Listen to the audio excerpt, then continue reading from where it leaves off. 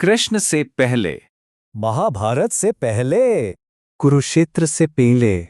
वहां था चंद्रमा। लेकिन सोचिए, ये सिर्फ आसमान में चमकता हुआ कोई पिंड नहीं था। नहीं, वो तो एक शुरुआत था। एक राजा, एक राजवंश, एक ऐसी वंशावली जिसे प्रतिभा, घोटाले और किस्मत ने मिलकर बनाया था। तो ये कहानी है चंद्रवंश की। वही राजवंश जिसने भारत के महानतम महाकाव्यों की, आप कह सकते हैं, बुनियाद रखी। तो चलिए शुरू करते हैं इसके उद्गम की यात्रा। हर बड़ी कहानी की तरह इसकी शुरुआत भी ब्रह्मांड के आरंभ से होती हैं। चंद्रवंश की जड़ें सीधे सृष्टिकर्ता से जाकर जुड़ती हैं। देखिए, कहानी का आरंभ होता है सृष्टिकर्ता ब्रह्मा से। उनके मानस से जन्मे महान ऋषि अत्रि, और फिर ऋषि अत्रि और उनकी पत्नी अनुसुईया के मिलन से उत्पन्न हुए सोम, जिन्हें हम सब चंद्र के नाम से जानते हैं। बहुत ही तेजस्वी, चुंबकीय और दिव्य, और यही बने चंद्रवंश के आदि पुरुष। लेकिन इस दिव्य शुरुआत की ठीक बाद एक ऐसी घटना हुई जिसने इस वंश की दिशा ही बदल दी। एक ऐसी कहानी जो दिव्य से कहीं ज्यादा मानवीय थी। अब यहां कहानी एक बिल्कुल नाटकीय मोड़ लेती है। चंद्र, जो कि देवगुरु बृहस्पति के शिष्य थे, उन्हें अपने ही गुरु की पत्नी तारा से प्रेम हो गया। उनके इस संबंध से एक पुत्र का जन्म हुआ, बुध। अब देखिए, भले ही उनका जन्म एक विवाद से हुआ था, बुध को अपने पिता का वही दिव्य तेज विरासत में मिला, और उन्होंने ही चंद्रवंश की इस परंपरा को आगे बढ़ाया। और यहां से कहानी में एक और बड़ा मोड़ आता है। ये वो पल है जब पहली बार चंद्र और सूर्यवंश की धाराएं आपस में आकर मिलती हैं। हुआ ये कि चंद्रवंश के उत्तराधिकारी बुध का विवाह हुआ सूर्यवंश की इला से, जो वैवस्वत मनु की पुत्री थीं। ये सिर्फ एक विवाह नहीं था, ये दो महानतम वंशों का पहला संगम था।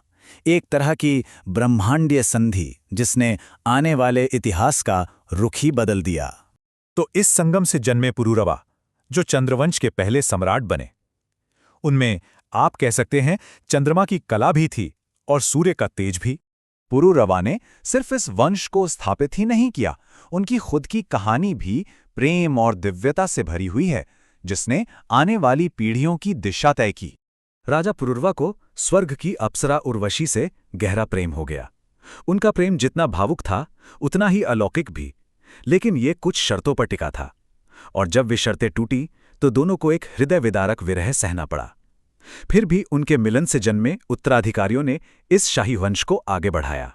तो ये वंश पीढ़ी दर पीढ़ी बढ़ता गया, पुरुरवा से उनके पुत्र आयु तक, फिर प्रतापी राजा नहुष तक, और अंत में नहुष के पुत्र ययाति, एक ऐसा नाम जो इस राजवंश के इतिहास का सबसे बड़ा निर्णायक मोड़ बनने वाला था।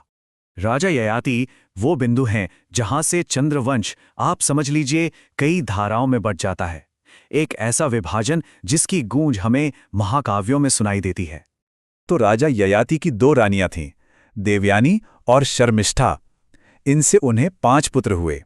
देवयानी से यदु और तुर्वसु, और शर्मिष्ठा से द्रुहु, अनु और सबसे छोटे पुरु। ये 5 पुत्र इस वंश की 5 महान शाखाओं के संस्थापक बने। अब हुआ ये कि राजा ययाति सांसारिक सुखों में इतने डूब गए कि उन्हें ऋषि शुक्र से समय से पहले बुढ़ापे का श्राप मिल गया। इस श्राप को पलटने का बस एक ही रास्ता था कि उनका कोई पुत्र अपनी जवानी उन्हें दे दे। पुत्र धर्म की एक अद्वितीय मिसाल पेश करते हुए उनके सबसे छोटे बेटे पुरु ने यह महान बलिदान स्वीकार किया। और ये वंश वृक्ष बिल्कुल साफ दिखाता है कि कैसे एक राजा की विरासत 5 अलग अलग दिशाओं में फैल गई। लेकिन इन 5 में से 2 शाखाएं ऐसी थीं जिन्होंने आगे जाकर भारत के महाकाव्य इतिहास की नियति लिखने वाली थीं। और अब आती है सबसे महत्वपूर्ण कड़ी।